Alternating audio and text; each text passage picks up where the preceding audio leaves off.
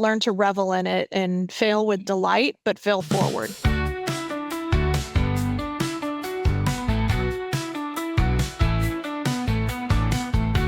Hi, everyone, and welcome to the Learning Pod, an Epicor podcast.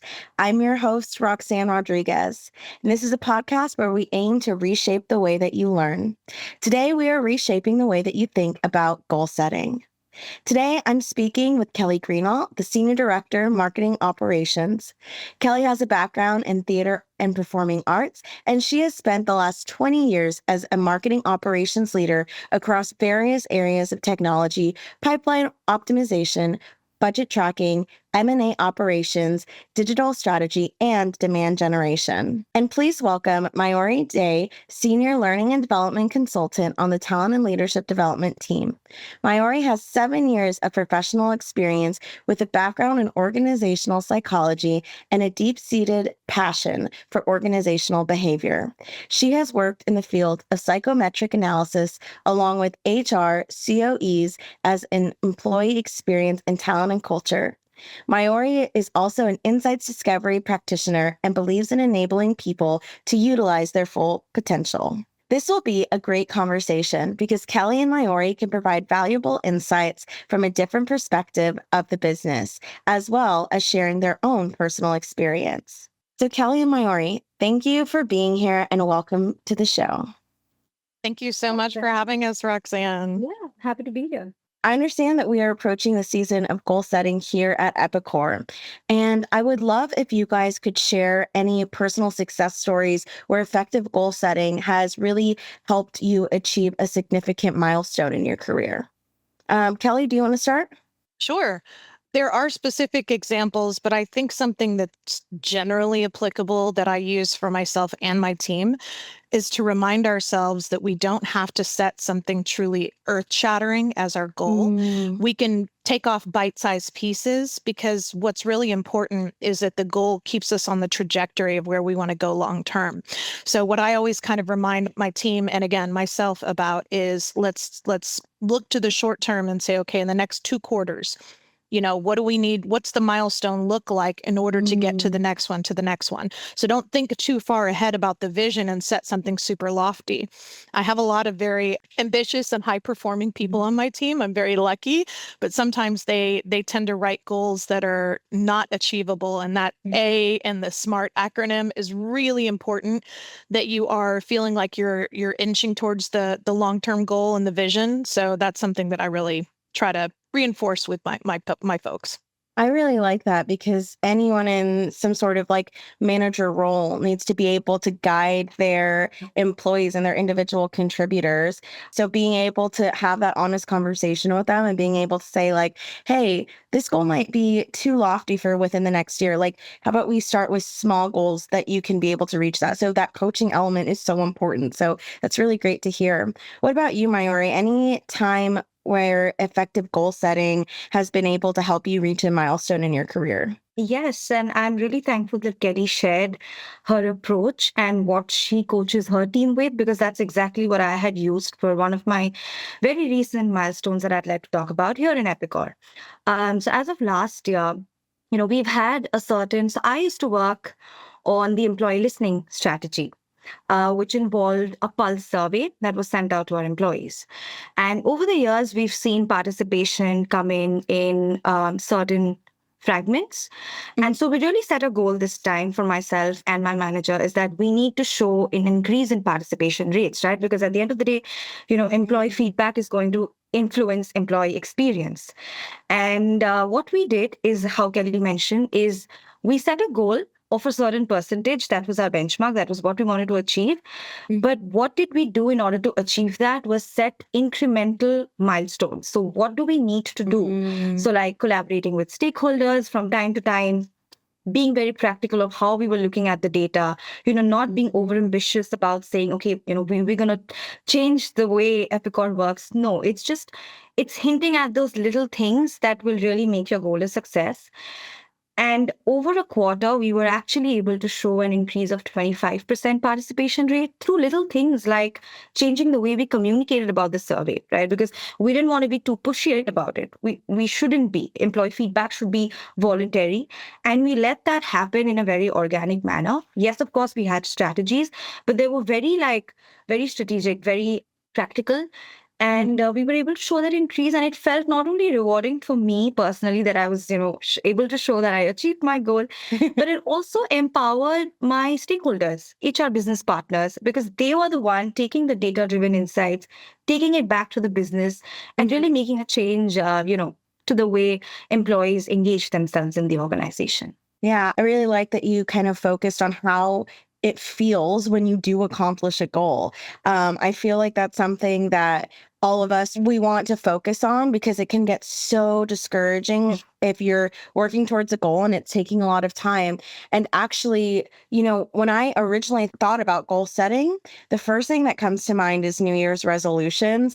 And I know that there are so many people who actually don't like to make New Year's resolutions. And I actually found this really interesting statistic from the Pew Research Center. And it says of the 70% of Americans who did not make any New Year's resolutions. So 70% did not make any New Year's resolutions. To me, that sounded so discouraging. And it's not only happening here in America, where Americans aren't making New Year's resolutions, probably because they're also discouraged too that they won't reach their goal. But also this is happening in the UK because research from Forbes Advisor has revealed that only 30% of Brits will actually set New Year's resolutions. So to me, that just shows that there are a lot of obstacles. So what challenges or apprehensions do you think exist when setting or achieving goals? I think for me, when I think about goal setting, not just from a professional standpoint, but as you said, New Year's resolution, I don't remember the last time I set a New Year resolution because of the first challenge that comes to mind is fear of failure. What if I don't make it to the end? What if I don't achieve this? Then I'm like, what's the point of setting it? So that I think works even in a professional setting is maybe sometimes we don't want to challenge ourselves and set a certain goal because we are too afraid that we won't achieve it, right? Because that is one thing. And the other is setting, to what Kelly said in the beginning, over ambitious. Linking it back to the fear of failure. I don't want to set an ambitious goal because I don't know if I can achieve it. That sometimes works in my mind. And so, I'll state that as one of the apprehensions people can have. Completely agree. I thought back to when I was setting New Year's resolutions, which has been quite a few years ago now. And another thing that really got in my way is that I would forget to track it or to focus on it or to be mindful of it. So in a work setting, in an organizational setting, we have tools and we have people to help kind of remind us and make sure that we're considering that on a regular basis. But a lot of us, unfortunately, put way more energy into our work lives than we do our personal lives. And then I was also thinking about just the climate of where we are right now. And there has been so much chaos over the last 5 years and on so many fronts that I think it also kind of discourages people from trying to have something positive to focus on and aim for. So that's really more of a systemic issue. And I think it's something we're just struggling with as a society. It's like, how do we get back on the horse? How do we find something to be passionate about, knowing that something can change our lives at any moment?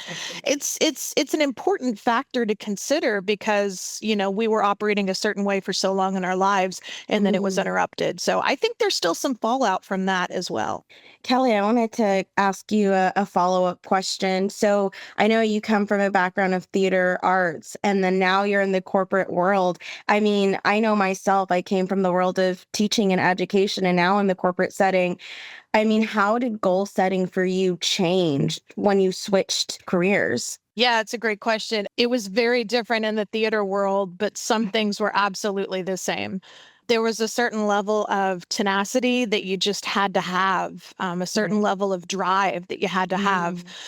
When I left my undergraduate degree and experience and moved to New York City, I was knocking on doors and going to auditions and buying bagels for people and, that were casting agents and trying to hand deliver, a package of materials that had like my headshot and everything else to say, please hire me. And absolutely 0% of any of it had to do with your talent. It entirely had to do with your tenacity, your resilience, your willingness to shrug off the failure and fail forward. And so those pieces are universal. And I've tried to take that with me through all areas of life. Like there's going to be people in your life that say no, and that has to be okay. It can't be the end of the world. You have to be able to like accept that, internalize it, mourn it, especially if it's the first few times you're hearing no, mourn it, and then really move on.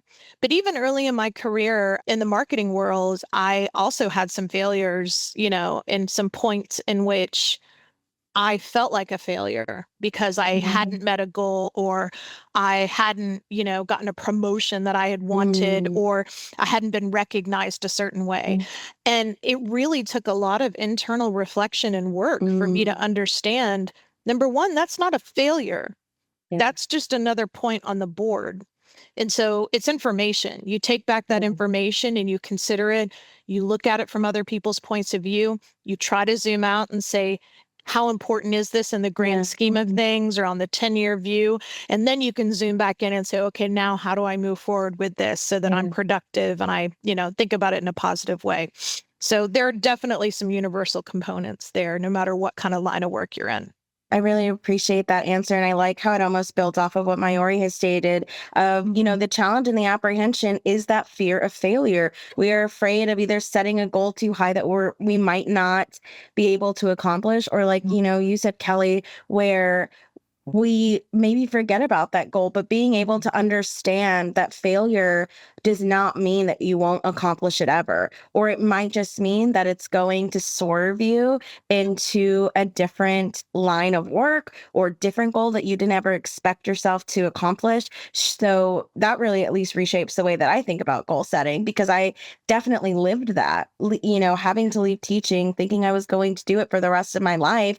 And then, I got swerved and ended up into a new career where I'm now making new goals. And I might have that feeling of imposter syndrome or that feeling of fear, but knowing that every step that I'm taking here is going to help me reach a new goal that I might have not ever envisioned myself even achieving. I agree. And let me add one more thing to that real quick. But one of the most important life lessons that I've had, and I definitely didn't fully understand it in my 20s, and in my 30s, I started to understand it and reflect on it. In my 40s, I've been able to more so embrace it than not, but not a perfectionist by any means. But something that's really important to me is when you are an adult, you get to redefine what success looks like.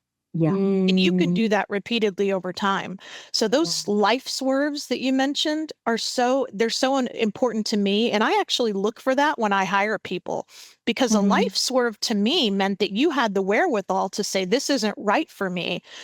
There's something missing from my life and I'm looking for a different kind of opportunity. And to me, that shows a consciousness and intent behind somebody's career path. So whereas I think maybe growing up, we were kind of, I don't know if we were taught explicitly, but we're definitely kind of ingrained with this feeling that you should set a career path, aim for that career path, and grow in that career path. And I have had to constantly remind myself, no, a certain title, a certain amount of money, a certain whatever, everybody has the different values that are important to them, but those things can and should change over time. Your definition of success should evolve as you grow and evolve. And also, just one bit there, I think every setback in life, big or small, is some kind of a learning opportunity. Yes. So it all comes down to the individual. Like Kelly said, she's learned so much over her such long years of experience. So have you, Roxanne. And I'm sure even I have, from little or big failures that may come to mind or not. But we've all learned something from each of those setbacks and picked up from there and moved ahead to set the next goal and achieve it. So yeah. And honestly, this whole conversation about even setting new goals and maybe in a different career area, it's applicable in all of these different career areas, right? Goal setting is going to be regardless of where you are in whatever career. And so my next question is going to be, and Kelly, you actually hit on this earlier about what strategies do you recommend when making goals? I know you had mentioned SMART goal setting. Would you be able to explain what SMART goal setting is? And then Mayuri, if you want to jump in after and talk about any other strategies that you have when making goals. Yeah, and if I get it wrong, Mayuri can correct me or redirect me here. But the way that I always think about SMART goals is you want it to be specific. So if it's too general or too vague, then you really don't know if you've been successful. And just like any project or focus area, you really need to have a clear understanding ahead of time of what success looks like, because that's how you know if you're heading that direction. So it needs to be specific. It needs to be measurable. So it needs to be something that's not just do this better. No, you need to say, do it better by this percent, or move this metric to whatever percent, or increase pulse survey response rates, like Mayuri was talking about earlier. You need to be able to measure it so you actually know if it's good or not. And on the measurable note, I will share something that I learned from a colleague I used to work with, very smart person who actually works at Epicor now, because she's smart and that's where smart people work. She taught me that the best situation you can be in is to have positive results and know why, because then you can repeat it. The next best situation to be in is to have negative results and know why, because you can prevent it. But then the third best is to have positive results and not know why, because then you don't know how to repeat that. And then, of course, the worst one is to have negative results and not know why, because you don't know how to prevent it. So I always tell my team that, especially in the world of analytics, because I think it's very interesting to say, yes, you understand what success looks like, and then you want to measure how you do to that, but you also need to understand cause and effect. Were you the reason why participation went up? Were you the reason why? And if you can connect your actions to the result itself, you're more invested in it and you feel, there's more skin in the game there. So I think that's really important. And then A, I believe is it action oriented? I may be wrong there. Is it action oriented? So action oriented. So you want it to be something that is not just passive, but something that you are actually driving and affecting. And then R, I always forget, is it reasonable? It's relevant. So A, action oriented, and also achievement. A stands for also achievement. It's the same thing that you sort of described. R stands for relevant. So is it aligned to what the bigger picture is? Really? That makes sense. It needs to kind of ladder up. And then T is time bound, so that you can't just say, like, I want to make our website better. That's not specific, that's not measurable, and it's not time bound. So I like to encourage my team to think about things in either quarterly or half year chunks, because what I found when you set annual goals is that our entire business, outcomes, what we're trying to achieve can change from 6 months to 6 months, or at least, get tweaked in one direction or another. And so I think it's important to set something that's time bound, that you can be, it has a beginning, middle, and end that you can control the entire way. And then the other thing that I think is also part of this is I try to tell people not to set goals around things they can't control. So it should be at least primarily in your control or mostly in your influence.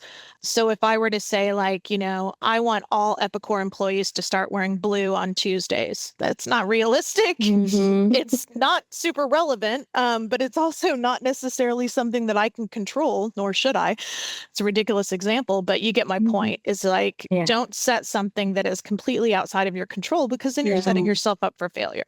And, one thing that I heard between the both of y'all was the relevancy when we're setting goals, especially personal goals. So when my director, when we had a conversation about setting goals for this season, she had talked about professional goals and personal goals.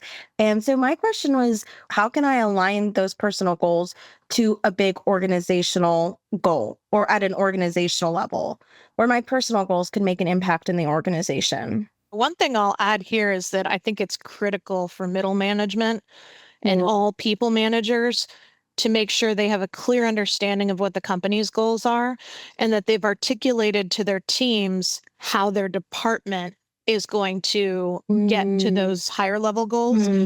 Because if you just say, hey, we want to grow revenue by whatever percent, okay, great. And then you think about how you are specifically going to impact that. Some roles are easier than others to kind of directly relate to that. But you need to understand how your role plays a part in your organization and how your organization plays a part in the overall organization.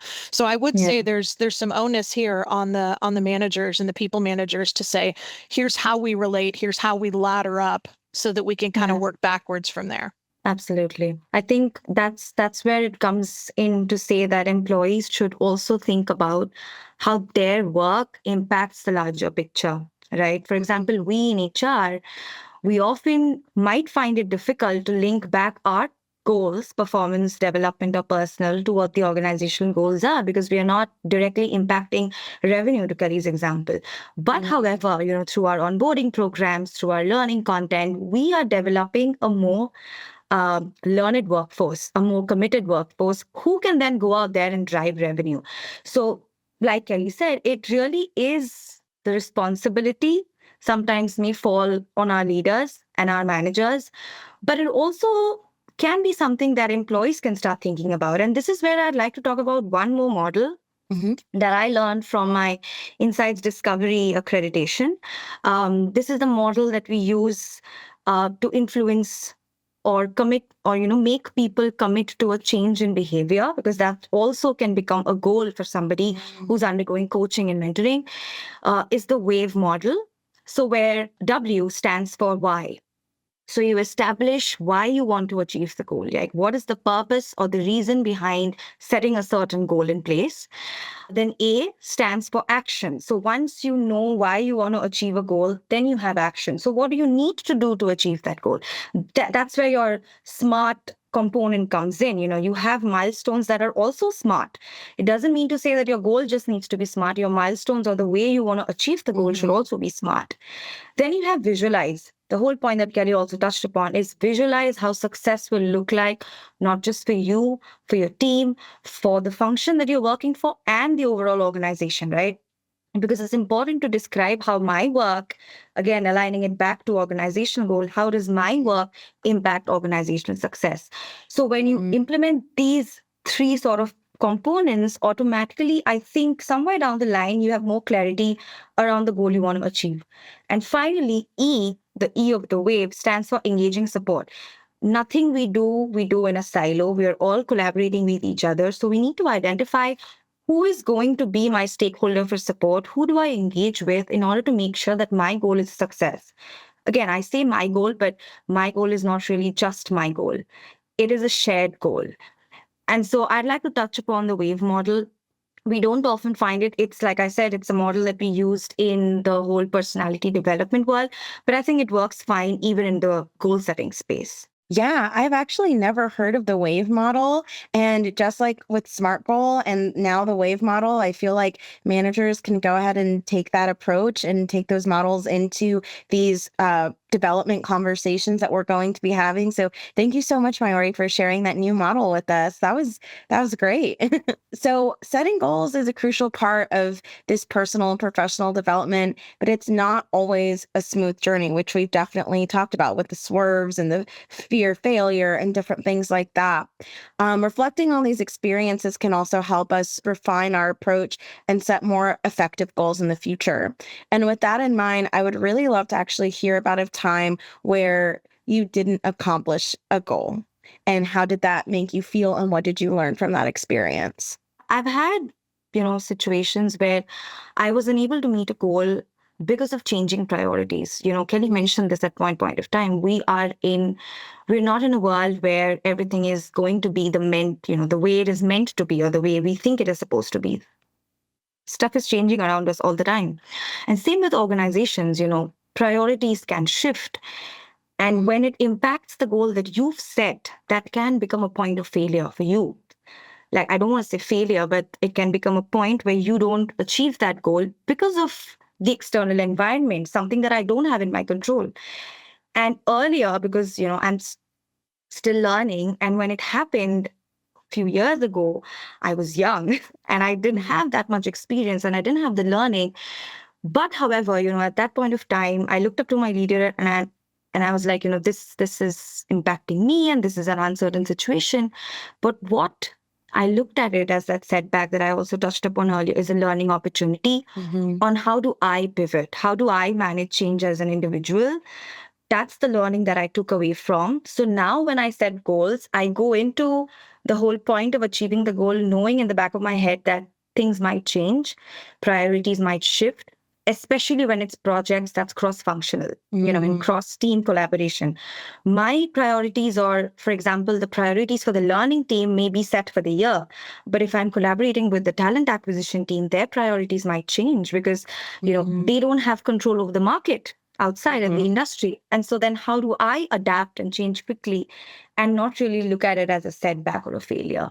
That's something that I've experienced and I'm still learning and I've learned for it, but I'm really willing to listen to Kelly's experience.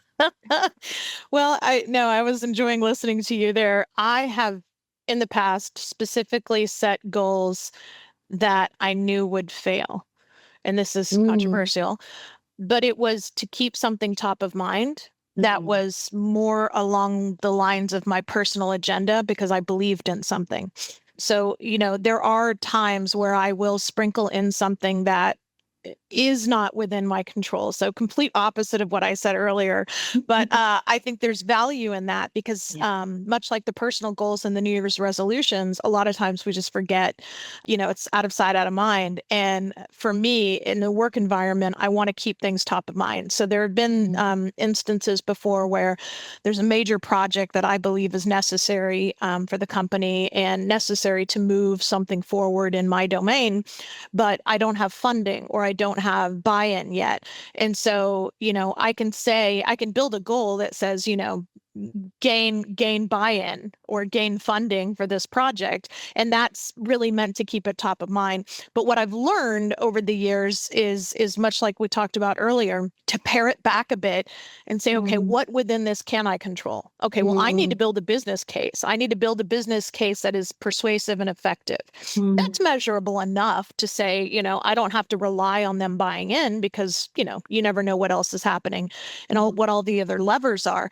But if I say I want to complete a business case to gain funding and to gain buy-in for this project that I believe in, then it's more specific. It's more underneath my control.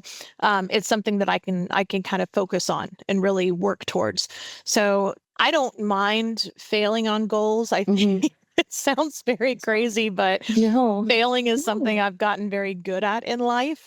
You never know unless you try. Exactly. And I've always kind of been of that mind, and it's super scary. I totally get that.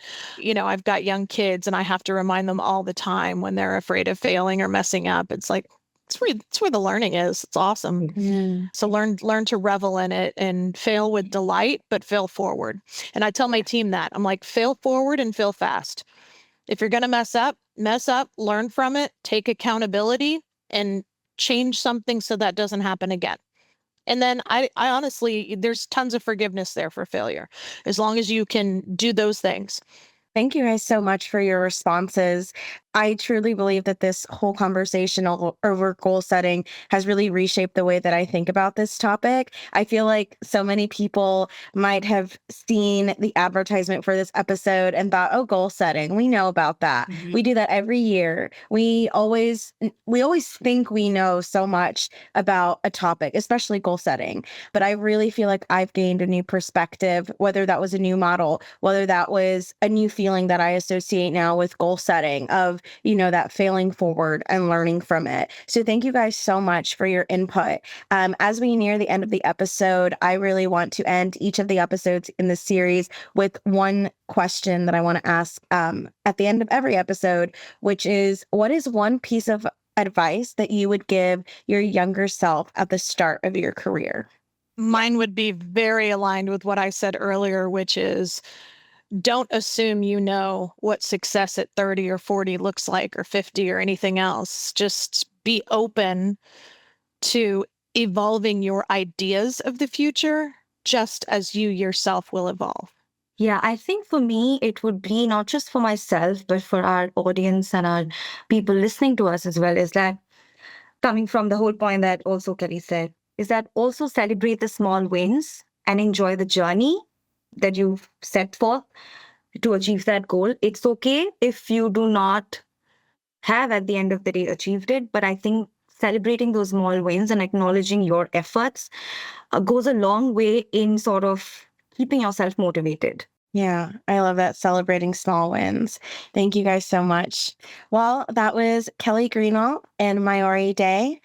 Thank you all so much for joining us on the first ever episode of The Learning Pod. And to everyone who tuned in, thank you for listening and keep learning.